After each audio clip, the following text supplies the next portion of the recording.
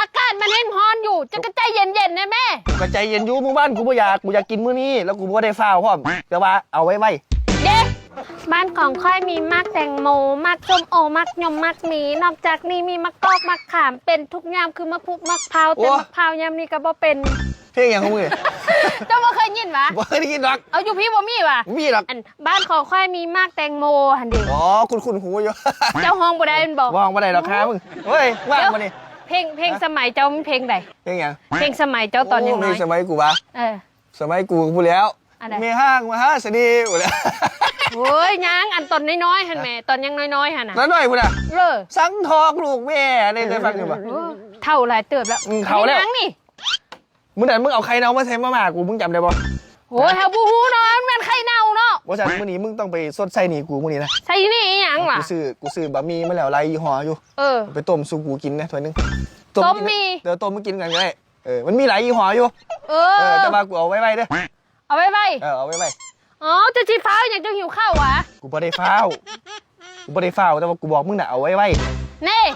คันว่าเจ้าอยากกินไปได้จะคือบ่กินตั้งแต่มื้อวานพุ่นที่มาอยากกินนี่อย่างมื้อนี้เอาไว้น่ะอากาศมันเย็นร้อนอยู่จะกระใจเย็นๆนะแม่กระใจเย็นอยู่มื้อบ้านกูบ่อยากกินมื้อนี้แล้วกูบ่ได้ฟ้าวพร้อมแต่ว่าเอาไว้เด็กมันร้อนตอนน้อยนึงจะกินบ่ได้ว่ามันร้อนจะสิมาเอาไว้อย่างอยู่นี่ก็มันร้อนกูก็บ่ได้ฟ้าวแล้วกูว่ามึงเอาไว้เด้ใส่คนอื่นแล้วยังมาซีนั่นซีนี่ถ้าบ่แม่นมื้อนั้นเฮาเฮ็ดมีเจ้าซื่อๆเด้อเฮาบ่ไปต้มให้เด้อโอ้ยกูบ่ได้เล็งมึงนี่ตัวนี้กูบอกว่าเอาไว้นะเด้ไปเฮ็ดกินเองเขาอยากเฮ็ดไว้น่ะเฮาซาเฮาอย่างหยังเฮาก็ซาเจ้าก็ฮู้เจ้าก็ไปเฮ็ดกินเองโลดเขามาสิเอาไว้น่ะซาก็บ่เป็นหยังกูบ่ได้ฟ้าวเลยแต่ว่าเอาไว้เด้ยังเอาไว้อยู่ฟ้าวเราไปเฮ็ดกินเองโลดบ่ต้องมาใช้คนอื่นกูบ่ได้ฟ้าวเว้ยว่ากูบอกว่าเอาไว้เด้บ่ฟ้าวจังได๋บอกเอาไว้น่ะก็เอาไว้ก็คือฟ้าวตัวกูบ่ได้ฟ้าวมึงก็จะบอกกูบ่ได้ฟ้าวแต่ว่าเอาไว้เด้เขาก็ต้องได้เฮ็ดไว้มาให้เจ้ากินต้องเฮ็ดไว้ถึงแล้วว้าซัวเขาที่ดังไฟว่าเขาที่จุดไฟติดเจ้าที่ต้มน้ำโอ๊ยมันก็โดนนะเนาะโดนกระทาได้ว่าเป็นยังแต่ว่าเอาไว้โดนกระทาได้แต่เอาไว้